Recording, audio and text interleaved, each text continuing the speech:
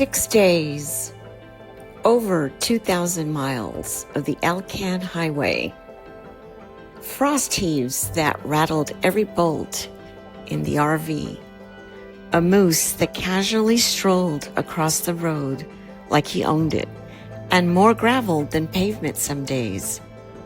And we made it. This is Alaska.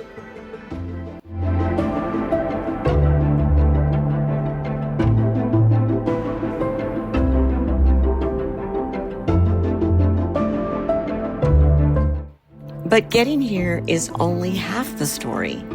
If you're planning your own Alaska summer trip, there's a very specific packing list and a very specific mindset you need, because summer here does not mean what it means anywhere else.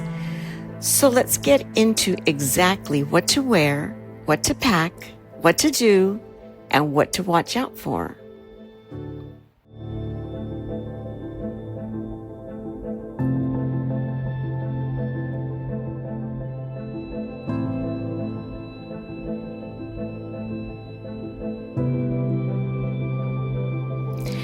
Here's the thing nobody tells you before you go. Alaska's summer temperatures can swing 30 degrees in a single day. You could be in a t-shirt at noon on a glacier hike and pulling on gloves by 7 p.m. because the sun dipped behind a ridge. Coastal towns get rain out of nowhere, even on the sunniest forecast day. So summer packing here isn't shorts and sandals. It's layers, and lots of them. Here's the exact system that got us through. Base layer, a moisture-wicking long sleeve, not cotton. Cotton stays wet, and you'll be cold all day if it rains, which it will. Mid-layer, a fleece or lightweight puffer. Even in July, mornings on the water or up in the mountains can dip into the 40s. Outer layer, this is non-negotiable. A real waterproof rain shell, not just water resistant.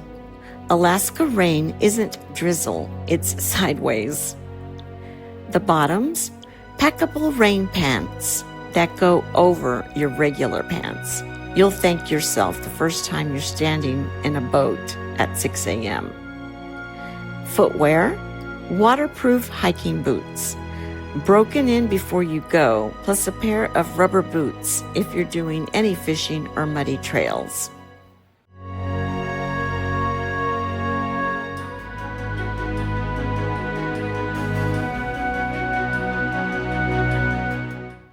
And don't forget a warm hat and gloves. Yes, even in June, July, and August. If you're heading up near Denali or out on a glacier tour, it can genuinely feel like fall. Beyond clothes, here's what earned permanent real estate in our RV. We had a waterproof day pack, because your regular backpack will soak through, and so will everything in it. Dry bags for cameras, phones, and anything electronic. If you're near water, and in Alaska you will be, assume something is getting splashed. A compact rain cover for your day pack, separate from your jacket. Extra socks. So many extra socks. Wet feet will ruin a good day faster than almost anything else. A headlamp, even though it barely gets dark in summer, it's a lifesaver in tunnels, early mornings, or if you're gutting fish after a long day. And add a small first aid kit, stocked for blisters, cuts, and bug bites, because you will get bug bites. We'll get to that in a minute.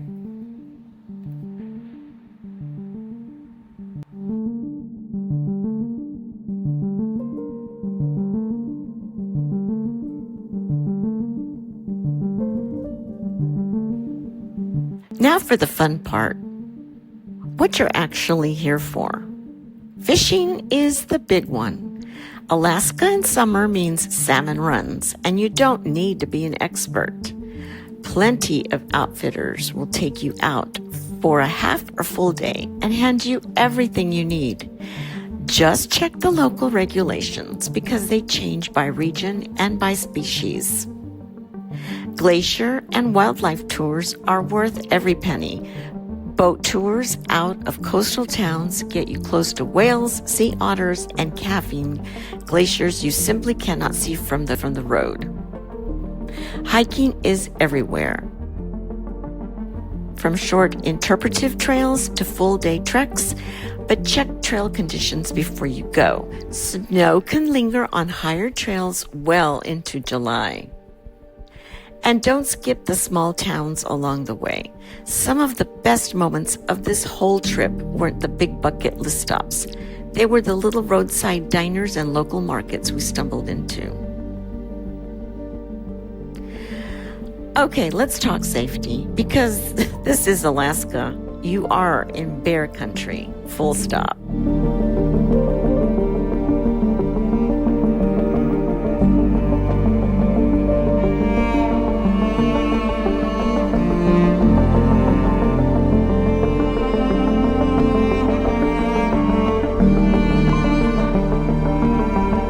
Bear spray is not optional.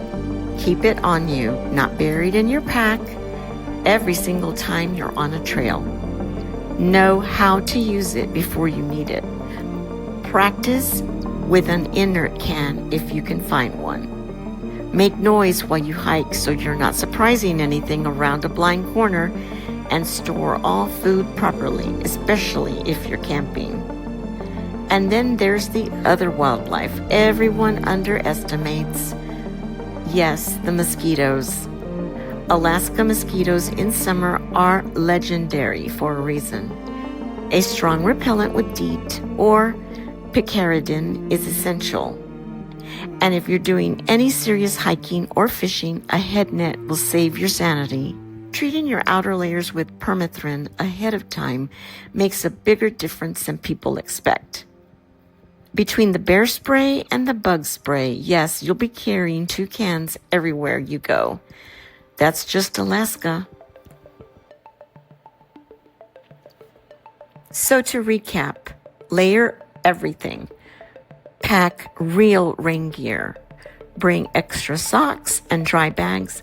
Go fish, go hike, book a glacier tour, and never leave the RV without bear spray and bug spray. Do that and you're set up for one of the best summer trips of your life. This whole trip has been a journey, literally and personally, and I'm so glad you're following along. If you found this helpful, drop a comment with any questions about Alaska summer travel, and subscribe so you don't miss where we go next. See you in the next one. Happy camping!